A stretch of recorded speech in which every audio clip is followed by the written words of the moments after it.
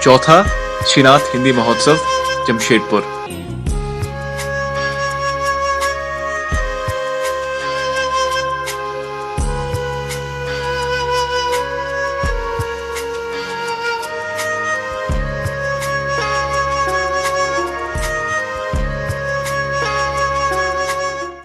ये जो आपकी कहानियों के जो किरदार होते हैं या साहित्य के जो किरदार होते हैं, बहुत बार ऐसा होता है कि पढ़ते पढ़ते हम खुद को उनमें देखने लगते हैं। एक ये महसूस होता है कि ये कहीं ना कहीं ये शायद हमारी ही कहानी है। तो ऐसे किरदार क्या दिमाग में सहजता से आ जाते हैं या इसके लिए आप कुछ तैयारी करते हैं या अलग तरीके से सोचते हैं? कैसे आते हैं ऐसे किरदार? देखिए, इसमें प्रक्रिया अलग अलग किस्म की होती है। जैसे मैत्रेयी जी जो कुछ लिखती हैं, उसका जो उद्भव है, उसकी जो ज़मीन है, वो गांव, परिवेश, गांव के लोग, लगभग हर इनकी महत्वपूर्ण कृति उसी मिट्टी से उपजी हुई, जन्मी हुई कृति है। लेकिन मेरा जो है वो उसकी प्रक्रिया दूसरी है। ज़्यादातर पात्र मेरे काल्पनिक होते हैं और मेरी कहानी का कौशल इसी बात पर निर्भर करता है कि उन काल्पनिक पात्रों को और परिवेश को मैं कितना सजीव और जीवंत बना पाता। कई लोग ये मानते भी हैं कि पात्र चाहे आप जैसा भी गढ़ लें, कहीं से भी पैदा कर लें, लेकिन कहानी में जो जीवन आ जाता है वो आपकी कथा कला का एक परिचय है, एक नमूना है। इसलिए वो पात्र तो कहीं ना कहीं होते ही हैं, चाहे वो कई बार प्रत्यक्ष पात्र होते हैं, जैसे मैत्रेयी जी के पात्र हैं, रेणु जी के पात्र हैं, वो डायरेक्ट कैरेक्टर्स हैं, गांव की मिट्टी से बन रचे बसे कैरेक्टर्स आ जाते हैं। और कई लोग ऐसे होते हैं जो कैरेक्टर को तैयार करते हैं अपने भीतर, उनमें फिर खाद पानी, जीवन, सांसें, धड़कनें डालते हैं कि ये कम से कम पाठकों को विश्वसनीय लगे, जीवंत लगे। तो अपनी कहानियों में मैं इसी तरह से अपना काम करता रहता हूँ। हम बस एक आखिरी क्वेश्चन पूछेंगे आपसे, और ये प्रश्न तो नहीं है, ये एक आरोप की तरह है। सत्यजीत रे जो बहुत ही फेमस ऑस्कर विनिंग डायरेक्टर है, उन पर हमेशा ये आरोप लगाया जाता है कि वो पॉवर्टी को ग्लोरीफाई करते हैं। उनके फिल्मों में हमेशा गरीबी दिखाई जाती है और जो दर्शक, इंटरनेशनल दर्शक है, उनको ऐसा प्रतीत होता है कि भारत में बस ऐसे गरीब लोग ही हैं। वैसे ही आपके किरदार में औरत हमेशा सताई जाती है, दबाई जाती है, कुचली जाती है। तो क्या ऐसा नहीं लगता कि जब आपके बगल में एक महिला है और वो कोई मायने में उनके साथ कहीं पे भी कोई डिफरेंशिएशन नहीं हुआ है, उनके साथ कभी पक्षपात नहीं हुआ है, तो ऐसे भी तो स्त्रियां हैं। पक्षपात ऐसे नहीं होता है। पक्षपात एक वाक्य में भी हो जाता है, एक शब्द में हो जाता है। ऐसे पक्षपात थोड़ी होता है कि दिखा दिखा के हो क्या हो जाए।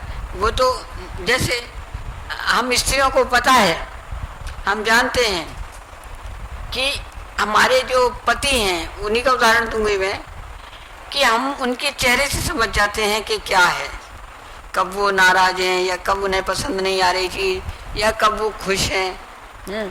तो सताने का मतलब ये थोड़ी तरह तरह से सताए जाते हैं। मैं तो हमेशा कहती हूँ कि कोई हमें मारपीट थोड़ी हुई है, हम तो प्यार में हमें धोखा मिला है, हम प्यार में मारे गए हैं। जब भी हमने कुछ कहा कि हम कुछ करना चाहते हैं, अरे यार क्या करोगी, कहाँ जाओगी निकल के, हम कर तो रहे हैं, इसमें मारे गए हम तो हैं। मतलब तुम सजो बनो, और जब मैं वाइफ के साथ बुलाया जाऊँ तब मेरे साथ चलो, फिर मैं कहूँ कि वहाँ बैठ जाओ तो बैठ जाओ, फिर मैं कहूँ तुम उठो तो उठ जाओ, मैं कहूँ खाना खा लो तो खा लो। जब तक मैं सेक्रेटरी से बात करूँगा, मैं मिनिस्टर से बात करूँगा, तुम बैठो। हम बैठे हैं, फिर खा लिया खाना, चलो घर।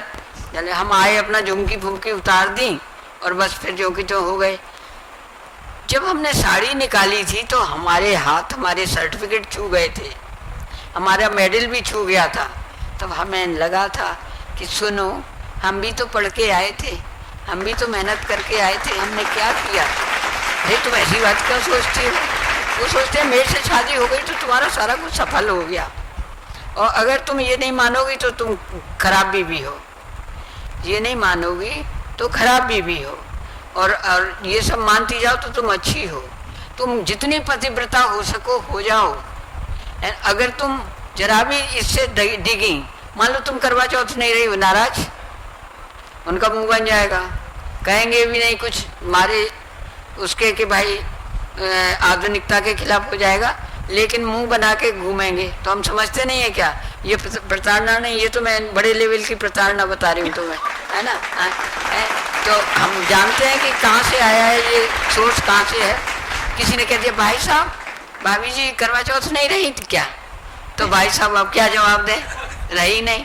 और ये उनकी बेइज्जती का प्रश्न है कि बीवी करवा चौथ नहीं रही इनके लिए, इनकी जिंदगी नहीं चाह रही बीवी। अब बीवी तो जानती है तुम्हारी जिंदगी कर्मों से रुकेगी क्या है? तो इस पे नहीं, अरे तुम विश्वास ही नहीं करती हो, तुम ऐसी, तुम पति को पति कब मानती हो? तो ये प्रताड़ना नहीं है क्या है? तुमने माना है कभी पति? नहीं, तुम तो हमेशा पति के खिलाफ लिखती हो। ठीक, मैंने कहा मैं कुछ भी लिखूं तुम अपने ऊपर कैसे ले लेते हो? मैं कितनी चीजें तो पढ़ने नहीं देती, रहने दो। फिर कहीं से पढ़ जाते हैं, यहाँ तुम्हारा लेख था वहाँ उसमें।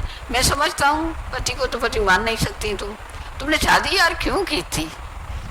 तो ये सब बातें हैं, ये ताने हैं और आने हैं जो एक शिक्षित सभ्य आदमी को छुआने। क्या हम ये सोच के आए कि ये ऐसे ताने मारेगा हमें? वो जो है मेरा ऑपरेशन होना है और कोई कंसेंट देने के लिए नहीं है, तो कौन दे? ऐसा करो तुम ही कर लो ये काम, आ जाओ। अरे मैंने कही इन्होंने तो बड़ी गड़बड़ करी और पास ही पड़े। मैं बिल्कुल फोन मैंने कान से चिपका दिया है ऐसे। तो बोले उठे, कहने लगे कौन है? बुढ़ा है क्या? बुढ़ा तुम्हें अस्पताल में भी बुला रहा है क्या? मैंने कहा नहीं मुझे नहीं बुला रहे, तुम्हें बुला रहे हैं। मैंने झूठ बोला, मैंने तिकड़म की है और मैंने उनको फोन दे दिया, राजन जी लो इनसे डॉक्टर साहब से बात करो। तो अच्छा हाँ सर बोलिए सर बोलिए क्या है, क्या सेवा करूं? उन्होंने कहा कि ऐसी बात है, कंसल्ट लिखने को यहाँ कोई नहीं है और मेरा अब सवेरे ऑपरेशन होना है, तो क्या करूं मैं? नहीं सर आ रहा हूँ, एकदम आ रहा हूँ। है मैं जानती थी यार मैं जाऊंगी तो ना मुझे जाने नहीं देंगे, हरगिज बुढ़ा वहाँ मर जाएगा, है ना। तो भागे गए, मुझे भी ले, अच्छा बैठ जाओ, चल तुम भी बैठ जाओ मेरे साथ। भागे गए और वहाँ पे, जबकि कंसेंट साइन दोस्त लोग नहीं करते हैं, वो घर के लोग करते हैं, लेकिन घर का कोई था ही नहीं वहाँ पे कंसेंट साइन की। कहा सर मैं पैसे भी लाया हूँ। उन्होंने कहा नहीं, मेरे प्रकाशकों ने मुझे दे दिए हैं पैसे। तो फिर उनको ऑपरेशन थिएटर में पहुँचा के पूरा करके वहीं खड़े रहे।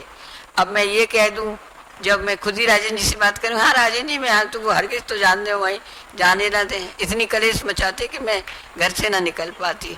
तो ये हमारी रणनीति है भाई। ये तिकड़म ना करें तो कैसे? एक आदमी की जान जा रही है और उनका ईगो ही नहीं ठंडा हो रहा।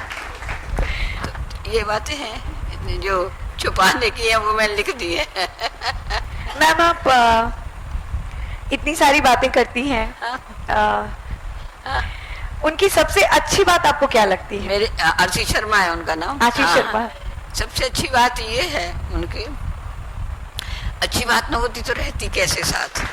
अच्छी बातें भी है ना, कि मैं जो हूँ कितना भी बुरा खाना बना दूँ, उन्होंने कभी नहीं कहा कि तुम बुरा खाना बना रही हो। एक बात, वो आए हैं हॉस्पिटल से आए हैं, अभी भी आते हैं, वो जाते हैं, जो मेरी बेटी का हॉस्पिटल है वहाँ वो भी हैं, वहाँ जाते हैं। आज तक कभी नहीं कहा कि चाय बना दो, खुद ही कहेंगे चाय पियोगी, और उस पर रखते आएंगे, पतीला गैस पे रखते आएंगे और मैं दौड़ूंगी, अरे अरे क्या कर रहे हो, मैं बनाती हूँ, नहीं नहीं बना दूंगा, है? कभी नहीं कहा।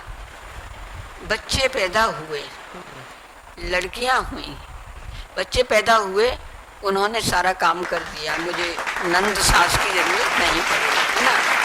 लड़कियां पैदा हुई, सबने कुछ भी कहा, लेकिन उन्होंने कभी कुछ नहीं कहा। उन्होंने, बल्कि मुझे लोग रुला जाते थे तो वो मुझे बहलाते थे। और हमारे पास तभी स्कूटर था, तो जब लड़कियां हुई तो लोग चढ़ाते थे ना, तो मैं रोने लगती थी, तो वो मुझे बहुत सांत्वना देते थे। और स्कूटर था, उस पर मुझे घुमाते थे और ये गाना गाते थे, बहुत दिया देने वाले ने तुझको, आंचल ही न समाए तो क्या कीजिए, ये गाना गाते थे। तो कुछ इस मामलों में अच्छे हैं, या हम बीमार हो जाएं तो वो इग्नोर नहीं, कभी नहीं करेंगे। मेरे से सेवा नहीं होती उनकी, वो कर देते हैं। वो बीमार की सेवा कर, चाहे पेशा ऐसा है इसलिए कर देते हैं वो। तो इस मामलों में कुछ में बहुत अच्छे हैं। नंबर 2, मेरी माँ के दामाद थे और वो बेटे से बढ़ के थे। दामाद और सास में बहुत प्रेम था, माता जी के लिए बहुत कुछ किया।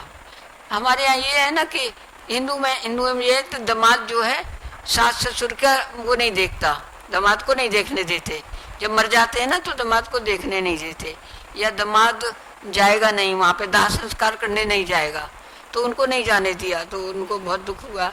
फिर बोले मुझसे तीसरे दिन कि मैं माता जी की अस्थियाँ वो करने जा रहा हूँ, तुम किसी से कहना मत। और बहुत रोए थे, बहुत रोए थे।